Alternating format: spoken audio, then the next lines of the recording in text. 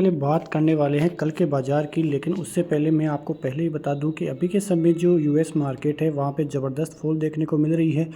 Dow Jones देखोगे तो लगभग आधे परसेंट से भी ज़्यादा की गिरावट, नेस्डेक में भी आधे परसेंट की गिरावट, और जो S&P 500 है वहाँ पे भी थोड़ी बहुत गिरावट देखने को मिल रही है। मैकडी के जो बर्गर है उसकी वजह से एक व्यक्ति की मौत हो चुकी है और उनके शेयरों में लगभग 10 से प्रतिशत से भी ज़्यादा की गिरावट देखने को मिल रही है। और इन्हीं कारणों से अमेरिकी बाज़ारों पर थोड़ा दबाव यहाँ पे देखने को मिल जाएगा। लेकिन बात करते हैं एफआईआईज़ की। एफआईआईज़ ने आज 5,684 करोड़ की फिर से सेलिंग की है।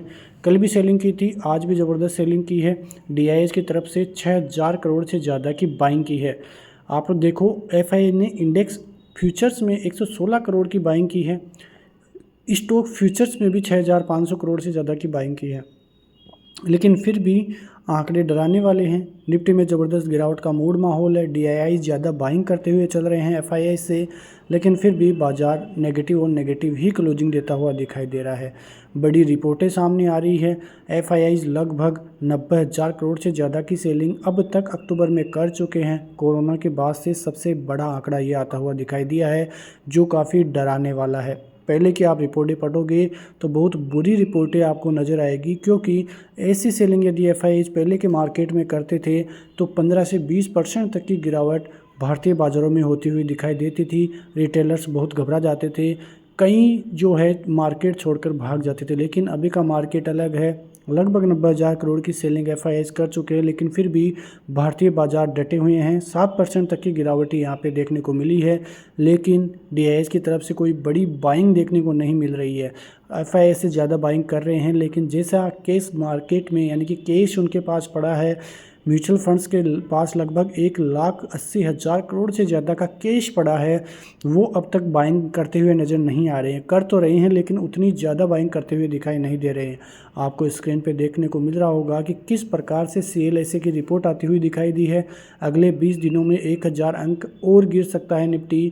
PSU स्टॉक में सबसे ज़्यादा जोखिम आपको देखने को मिलेगा। CLSA चार्टिस्ट की ये रिपोर्ट आती हुई दिखाई दी है। उनका इंटरव्यू था और उन्होंने साफ साफ इंडिकेशंस दिए हैं भारतीय मार्केट के लिए कि बाज़ार और ज़्यादा गिर सकता है। यहाँ से भी लगभग 1,000 पॉइंट की और गिरावट हो सकती है। उनका ये मानना है कि बाज़ार ऊपरी लेवलों से हेड एंड शोल्डर जो पैटर्न बना है निफ्टी में, उसका नीचे की तरफ ब्रेकआउट आया है। हेड एंड शोल्डर पैटर्न तो आप समझते ही हैं कि जहाँ तक नीचे से ब्रेक डाउन आया है तो ऊपर से नीचे तक जो भी तेज़ी हुई थी वो नीचे की तरफ गिरावट देखने को मिलेगी। और लगभग 400 से 500 पॉइंट की गिरावट हो चुकी है और 1,000 पॉइंट की और गिरावट यहाँ से वो मान के चल रहे हैं। मतलब उनका मानना है कि लगभग 23,400 तक के लेवल्स बाज़ार में आते हुए दिखाई देंगे। 23,400 क्या है ये मैं आपको पहले ही बता दूं, तो 23,400 का लेवल है 200 डे एक्सपोनेंशियल मूविंग एवरेज, जो कि काफ़ी अहम होता है। यदि वहाँ तक बाज़ार आता है तो मैं आपको थोड़ी बहुत राय देता हुआ नज़र आऊँगा कि यहाँ तक यदि बाज़ार आता है तो आप निफ्टी के ETF बाई कर सकते हैं। आप समझते होंगे, ETF सर्च कीजिए जीरोधा या आपके पास कोई भी ब्रोकर है निफ्टी ETF, तो आपको देखने को मिलेगा कि निफ्टी को आप वहाँ से भी बाइंग या सेलिंग कर सकते हैं। 200 एक्सपोनेंशियल मूविंग एवरेज एक ऐसा लेवल है जहां से मार्केट में रिवर्सल ज़्यादातर टाइम पे हुआ ही है। आप लॉन्ग टर्म में 1 डे टाइम फ्रेम पे 200 एक्सपोनेंशियल मूविंग एवरेज डाल के देखोगे तो आपको सब कुछ क्लियर नज़र आएगा कि बाज़ार उन लेवलों के पास आके ज़बरदस्त तरीके से ऊपर की तरफ जाता है। यदि उसको तोड़ के नीचे भी आता है तो कुछ ही समय में बाज़ार फिर से रिवर्सल लेता है और उसके ऊपर जब आ जाता है तो फिर एक ज़बरदस्त तेज़ी होती है। तो यदि वहाँ तक बाज़ार आता है तो आप ETF में पैसा लगा सकते हैं। काफ़ी सेफ रहता है, क्योंकि आपको पता है कि जिस हिसाब से निफ्टी की तेज़ी है, हर साल का रिटर्न आप जोड़ते हो तो लगभग 10 से 15% का रिटर्न हर साल देता है, और वो ETF आपको ऐसे ही रिटर्न देते हुए नज़र आएंगे। तो ये एक स्ट्रेटेजी मैंने आपको बता दी है, कोई नहीं बताएगा, ये आपको फ्री में जो मैं आपको बताता हुआ यहाँ पे नज़र आ रहा हूँ। एक और बड़ी रिपोर्ट है गोल्डमैन सैक्स की। उन्होंने क्या किया है, उन्होंने भारतीय बाज़ार को अपग्रेड किया हुआ था, ज़बरदस्त बाइंग का नज़ारा उनका था, लेकिन बहुत चतुराई से उन्होंने भारतीय बाज़ारों को नेचुरल कर दिया है। और जो मंथ का टारगेट है 12 मंथ का, वो 27,000 कर दिया है। मतलब नेक्स्ट 12 मंथ का टारगेट उन्होंने 27,000 किया है।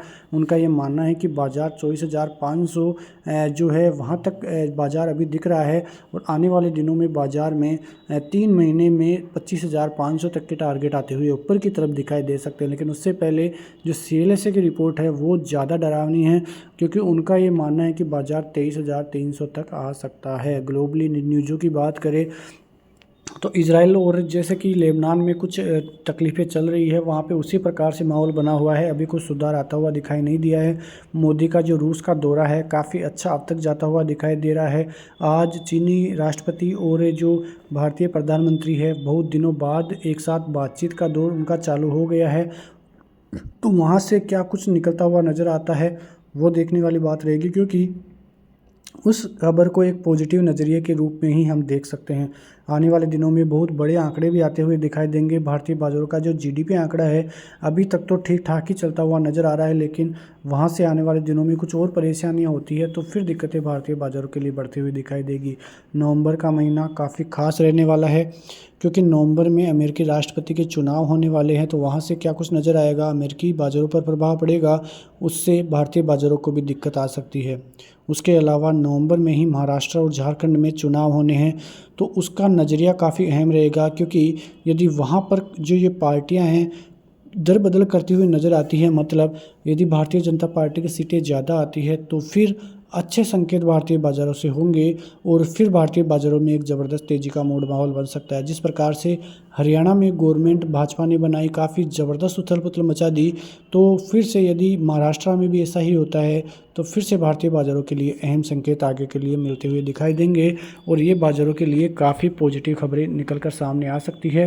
एक महीना है, एक महीने में बाज़ार में करेक्शन भी हो चुका होगा, उसके बाद ये खबरें आएगी तो क्या कुछ प्रभाव पड़ता है वो देखने वाली बातें रहेगी। लेकिन आपने देखा कि पिछले 16 महीनों से भारतीय बाज़ारों में कोई भी करेक्शन नहीं आया था। करेक्शन ज़रूरी था, हेल्दी करेक्शन ज़रूरी था। जब तक करेक्शन नहीं आएगा तब तक भारतीय बाज़ारों में रिवर्सल भी नहीं होगा और कोई बड़ी रैली भी नहीं आएगी। अब ये करेक्शन हो चुका है, आने वाले दिनों में 2 से 4% करेक्शन और देखने को मिल सकता है, जो कि बाज़ारों को 200 एक्सपोनेंशियल मूविंग एवरेज तक ला सकता है। तो वो लेवल काफ़ी अहम भारतीय बाज़ारों के लिए होने वाला है, उस पर आपकी नज़रें भी रहनी चाहिए, क्योंकि आने वाले दिनों में बहुत बढ़िया मार्केट होता हुआ नज़र आएगा, अच्छा खासा करेक्शन होता हुआ नज़र आएगा। मार्केट भारतीय बाज़ारों का वैल्यूएशन अच्छा होगा, आपको मौके मिलेंगे शेयरों में ख़रीदारी करने के। तो इसी प्रकार की खबरों के साथ बने रहिए हमारे साथ। तब तक के लिए नमस्कार। जय हिंद, जय भारत, वंदे मातरम।